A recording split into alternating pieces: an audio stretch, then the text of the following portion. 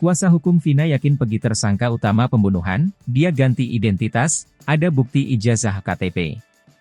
Tim kuasa hukum keluarga Vina meyakini Pegi Setiawan alias Prong merupakan tersangka utama kasus pembunuhan Vina dan Eki.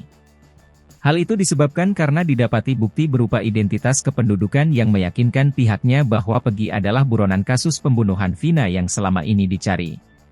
Dewi Intan, salah satu kuasa hukum keluarga Vina, mengatakan ada fakta baru dari hasil rilis Polda Jawa Barat bahwa ayah kandung Pegi telah bercerai. Kepada warga, sang ayah mengaku bahwa Pegi adalah keponakannya, sebaliknya pula dengan Pegi.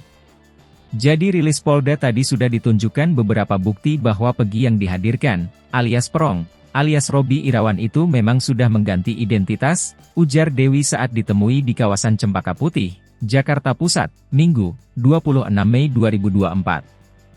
Sudah jelas ganti identitas. Itu barang bukti ada ijazah, rapot atas nama Pegi Setiawan, terus ada fotokopi KTP, ada semua. Jadi masyarakat jangan terbawa arus, katanya. Jadi tidak diakui sebagai anak. Itu kan rangkaian cerita bohong yang beberapa tahun ini dirangkai oleh Pegi, kata Dewi. Menurut Dewi, pernyataan Pegi yang menyebut bahwa dirinya tidak bersalah dalam kasus ini hanya sebatas pembelaan saja. Ia meminta masyarakat tak terpengaruh. Semisal tadi dia bilang, saya tidak bersalah, rela dihukum mati, itu sah saja sebagai pembelaan dia, ucap Dewi.